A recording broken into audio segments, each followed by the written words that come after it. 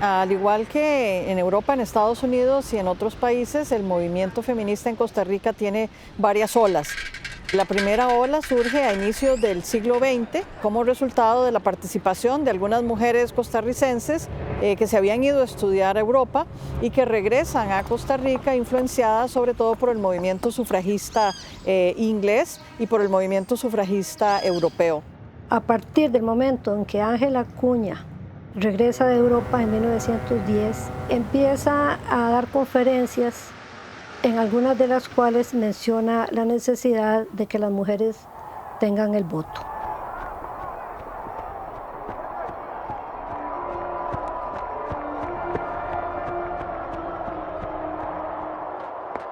Ángela empieza a aglutinar a una cantidad de mujeres. Empieza también, por supuesto, a haber una gran oposición de parte de la esfera más conservadora en el país. Y a partir de ahí se unen mujeres que posiblemente ya estaban convencidas del asunto, pero necesitaban una líder. Y Ángela ejerce ese papel de liderazgo. Tenían la firme esperanza de que una vez que las mujeres obtuvieran el voto, iban a obtener todos los derechos, cosa en la que se equivocaron.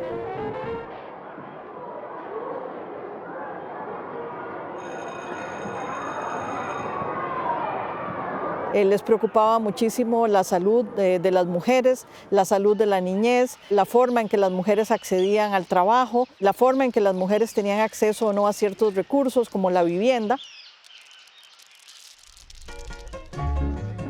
Hay que tomar en cuenta que por el voto fueron casi 30 años, fueron creo que 28. Entonces se llega a un momento de fatiga y una vez que se obtuvo el voto, el movimiento se estancó. Lo que pasa es que luego surgieron revistas, surgieron libros y surgieron mujeres con voces que empezaron a hablar de los derechos de las mujeres.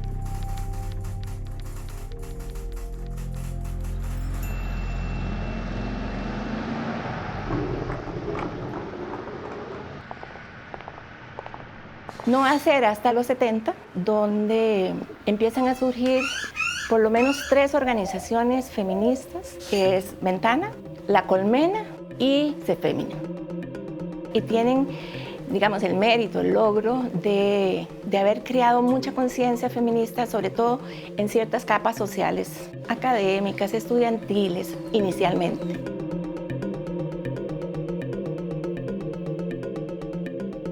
Esta vez ya hay una preocupación por una serie de problemáticas como por ejemplo la violencia contra las mujeres, el derecho de las mujeres a decidir sobre su propio cuerpo. De hecho, la primera manifestación feminista que conocemos en esta segunda ola, que fue en la década de los años 70, un grupo de mujeres asociadas al Movimiento para la Liberación de la Mujer, el MLM, que realiza una manifestación en el Parque Central a favor del aborto. Habría que recordar, por ejemplo, que era mala palabra decir soy feminista en los 70, era un agravio casi.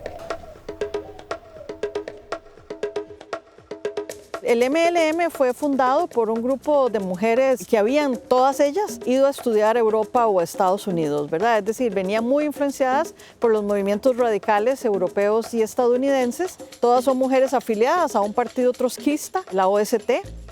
Fueron, digamos, el primer grupo feminista en Costa Rica que planteó publicaciones y que planteó escritos dirigidos a un público más amplio sobre lo que ellos llamaron en ese momento la opresión de las mujeres, que tenía que ver con el acceso de mujeres a recursos, con los derechos de las mujeres a tener una vida mejor y sobre todo, digamos, esa relación que establecieron ellas entre control del cuerpo, opresión capitalista y opresión patriarcal. El MLM se transformó en CEFEMINA, el Centro Feminista de Información y Acción, pero esta vez hicieron un viraje a lo que se conoció en los 80 como el feminismo popular, muy dedicado a las preocupaciones de las mujeres empobrecidas, en lugares, digamos, donde había mucha necesidad de vivienda, de servicios públicos.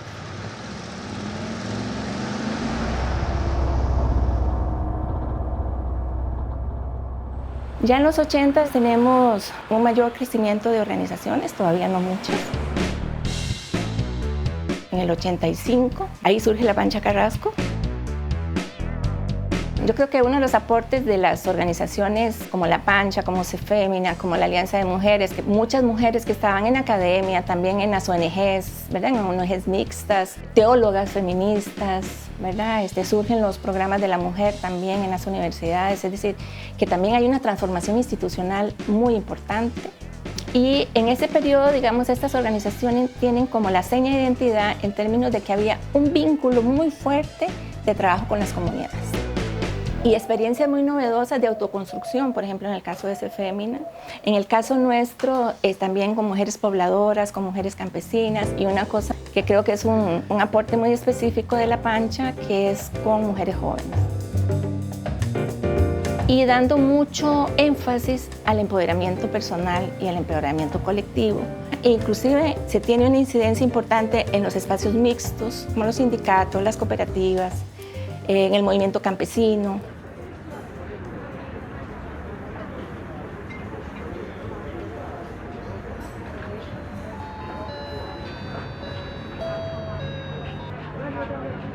Los 90 lo podríamos considerar como una especie de década en la que ya las preocupaciones feministas son trasladadas a la esfera pública por medio de la aprobación de leyes.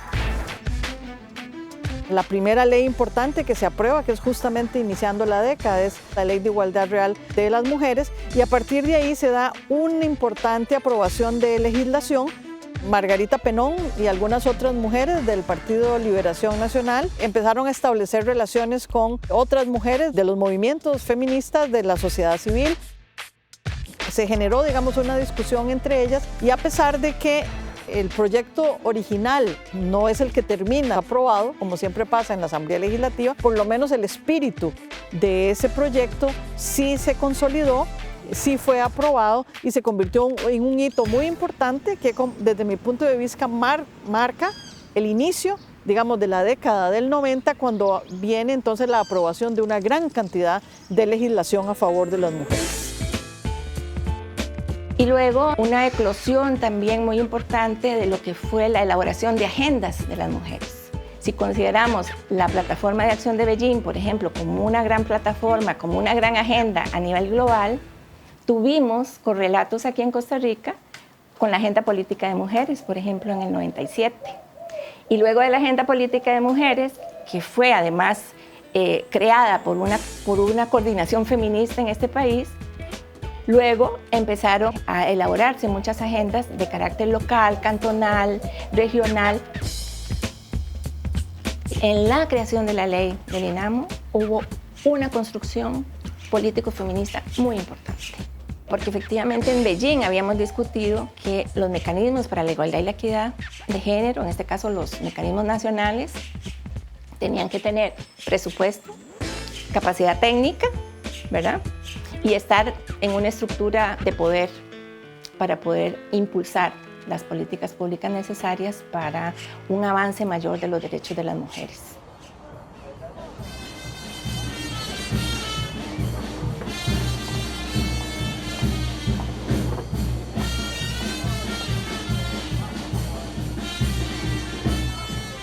Pero ya luego en el 2000 hay otra agenda que se conoció como la agenda de los 12 puntos, que también es planteada a los partidos políticos.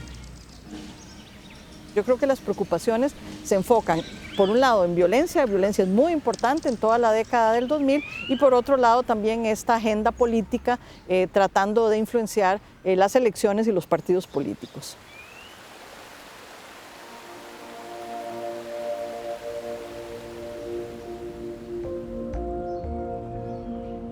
El feminismo siempre ha crecido porque ha tenido una capacidad autorreflexiva impresionante, que lo ha garantizado el debate o escuchar las voces críticas. Un enfoque interseccional permite reconocer que el origen, el color de piel, la etnia, la clase social van a permitir un acceso totalmente distinto a condiciones de mayor igualdad. Una mirada interseccional nos permite reconocer estos alcances, pero no solo para analizar, sino para proponer soluciones.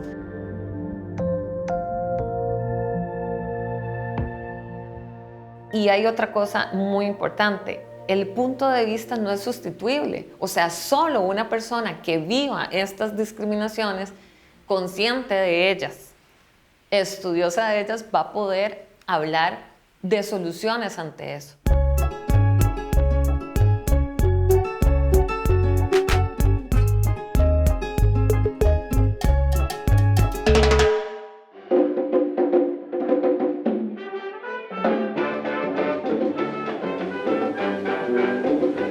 Lamentablemente, en el mundo que vivimos, las mujeres afro tenemos una doble opresión o doble discriminación. Los grupos de mujeres afro empiezan en las comunidades, en las iglesias.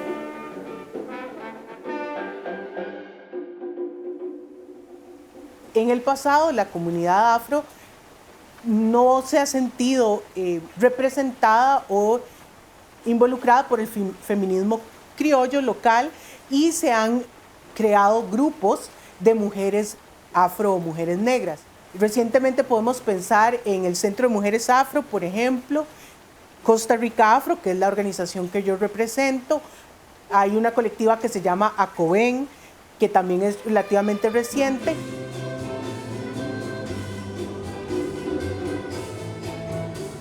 Según el último censo, me parece que del 2011, con excepción de la comunidad indígena, la comunidad afro es la que tiene la mayor cantidad de necesidades básicas insatisfechas. Acceso a la salud, acceso a agua potable, acceso a una vivienda digna. Estamos buscando incluir en las agendas de los diferentes actores, tanto públicos como privados, la diversidad, la inclusión y entender las necesidades de las mujeres afro, y a través de eso generar política pública que busque la igualdad.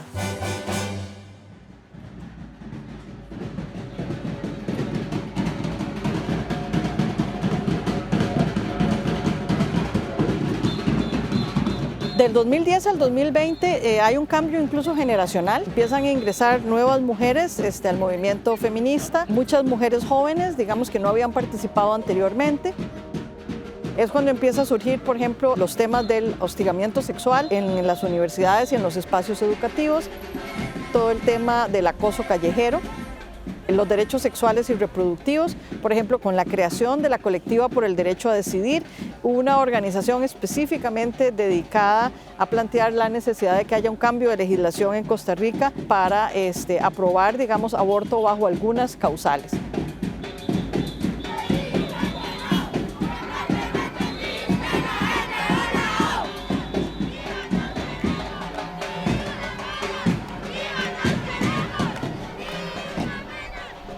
El Movimiento Aborto Legal Costa Rica es una unidad de diferentes colectivas, activistas y organizaciones que nos unimos en el 2018 en un momento álgido de la lucha feminista.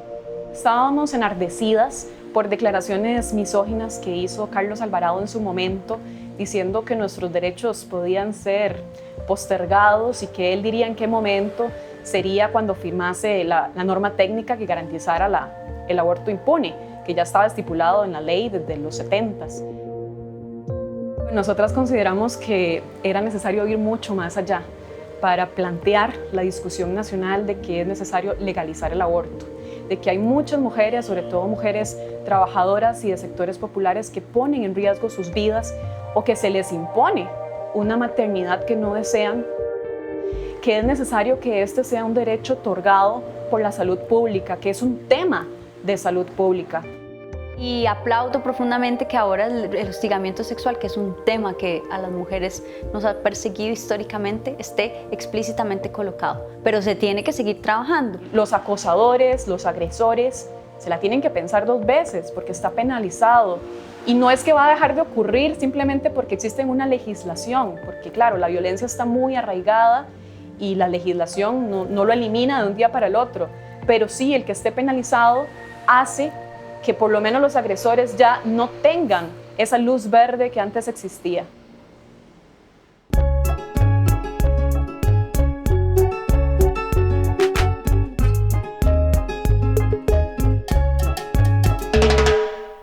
hay una serie de grupos que empiezan a surgir a partir, digamos, más de lo lúdico.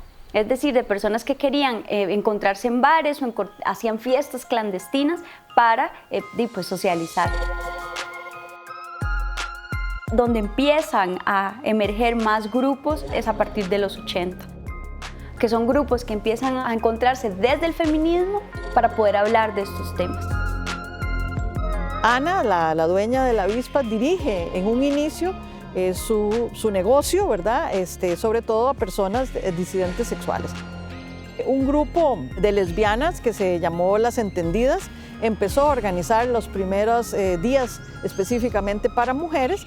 En ese espacio se empezaron a hacer importantísimas discusiones también teóricas sobre feminismo. Tuvimos a feministas de una trayectoria internacional importantísima, como la filósofa y epistemóloga feminista Sandra Harding, dando una conferencia en la avispa. Tuvimos a una de las fundadoras del movimiento por los derechos humanos de las mujeres. Algunas lesbianas feministas costarricenses que habían ido a los encuentros feministas internacionales y también al encuentro lésbico feminista, decidieron que Costa Rica iba a ser un espacio propicio para desarrollar ese encuentro. La organización local está a cargo de Las Entendidas, y cuando de repente llega a la prensa nacional la noticia de que se va a desarrollar acá el encuentro lésbico feminista, se produce básicamente una explosión. Antonio Álvarez de Santi, estando como ministro de Seguridad y de Gobernación, dice que no se va a realizar este encuentro acá y que van a impedir la entrada, el ingreso al país de mujeres viajando solas o mujeres viajando con otras mujeres. El encuentro sí se realizó, pero terminó de una forma caótica porque fueron atacadas desde fuera, digamos, con palos, piedras, incluso algunas de ellas dicen que se escucharon detonaciones de armas de fuego, y así fue como concluyó el encuentro. Nosotras habíamos organizado en Costa Rica precisamente, pensando que el país, con su presidente Premio Nobel de la Paz, pues garantizaría nuestra reunión. A mí me parece que en ese momento hubo como una ruptura, ¿verdad? O sea, hubo como tenemos que detenernos un poco y mirar para adentro. Y eso pasó una década por lo menos. Por ahí del 2002, el CIPAC organiza un espacio para mujeres lesbianas para hablar de temas relacionados con derechos, con salud sexual, con prevención de la violencia. Ese espacio salió del CIPAC y siguió siendo un grupo que duró aproximadamente unos 9 años, que se llamaba Tertulia entre Mujeres. Es un espacio que permitió tener la presencia de más de 200 mujeres. Cuando este grupo se acaba, como al año y medio, 2 años, surge este espacio que es lo del beso diverso. Por enfrentar concretamente un proceso de discriminación que de hecho tuve yo con una pareja que tuve. Porque un día estábamos en un bar que se llama La Chicha, y ella y yo estábamos ahí un día y nos dimos un beso como así. Y no pasó nada, ¿verdad? Obviamente, todo el bar estaba en lo suyo. La mesera pasaba y no nos atendía, no atendía como el pedido de nuestra mesa. Entonces, una de nuestras amigas decidió ir a la barra y se sorprendió porque le dijeron, no, aquí ya para ustedes la barra está cerrada y dígale a sus amigas que esto no es un bar gay. Y pasa lo que sucede, que son en las rutas del beso diverso y de resistencias, y decir, ok, en adelante nuestros afectos no van a estar más en el closet, sino que van a ser públicos.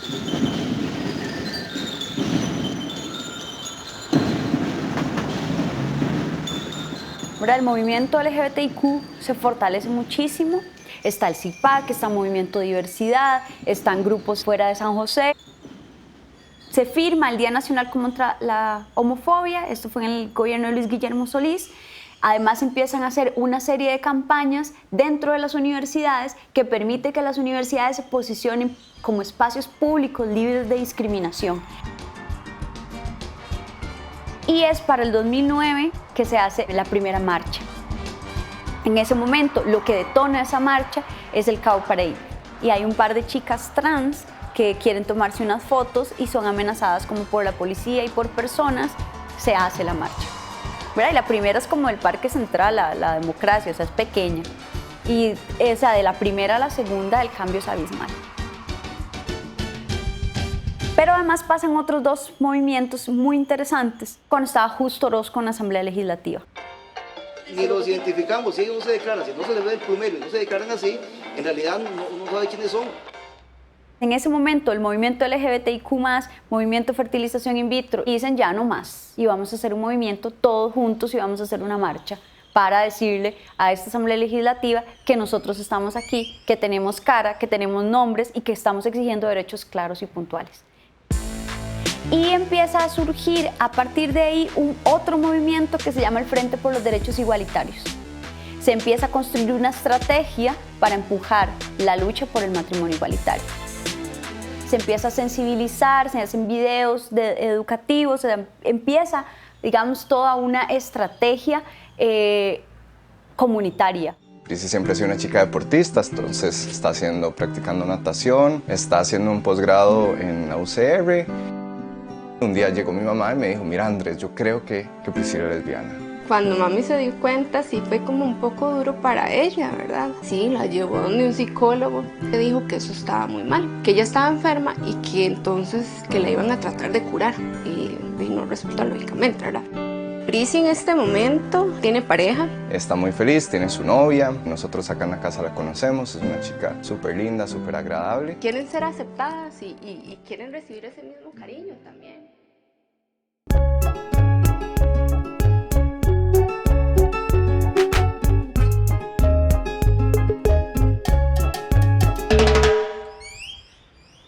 Que tener matrimonio igualitario no lo resuelve todo, ¿verdad? Hay una serie de aspectos que a mí personalmente me parecen cruciales, que tienen que ver con ambientes familiares, laborales, recreativos, del Estado, todos espacios sensibilizados hacia la población, que no generan discriminación. El educativo es muy, muy importante.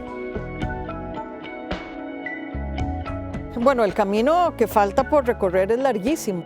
Muchísimos de los avances que se ha tenido, muchísimas de las leyes que se han aprobado han tenido un impacto positivo, sobre todo en cierto tipo de mujeres. Las mujeres en los sectores más empobrecidos de la población no se han visto beneficiadas de la misma forma que las otras mujeres. En el país, por ejemplo, hay una brecha salarial enorme que ronda el 27%, es decir, que las mujeres estamos ganando 27% menos del salario por el mismo trabajo que un hombre. Estamos hablando también de derechos sexuales y reproductivos, el que no podamos disponer de nuestros cuerpos para interrumpir un embarazo.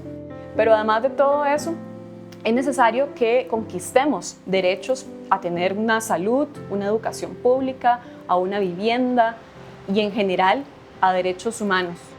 Cuando hablamos específicamente de las mujeres afrodescendientes, hablamos de representatividad política, representación en las posiciones de poder y liderazgo, acceso a la educación, acceso a un ambiente laboral y un ambiente general libre de discriminación. Yo diría que el movimiento feminista en el mundo y en Costa Rica es probablemente uno de los movimientos más exitosos del siglo XX. Es decir, fue un movimiento que logró que las mujeres de inicios del siglo XX fueran no ciudadanas, no reconocidas, a reconocer, digamos, toda la gama de derechos de las mujeres, conseguir el derecho al voto, conseguir el derecho a la participación política, conseguir que las mujeres ingresaran más o menos en igualdad de condiciones a las universidades, que hubiera una apertura en todas las profesiones, ¿verdad?, para que hubiera mujeres. Muchas más mujeres hablan ahora de feminismo. Hay una participación visible de mujeres muy jóvenes. Un movimiento sumamente exitoso en cambiar la realidad social, en cambiar el imaginario colectivo y en cambiar la institucionalidad pública. Y bueno, en último término, también un aporte a la democracia, ¿verdad? Y al Estado de Derecho de este país.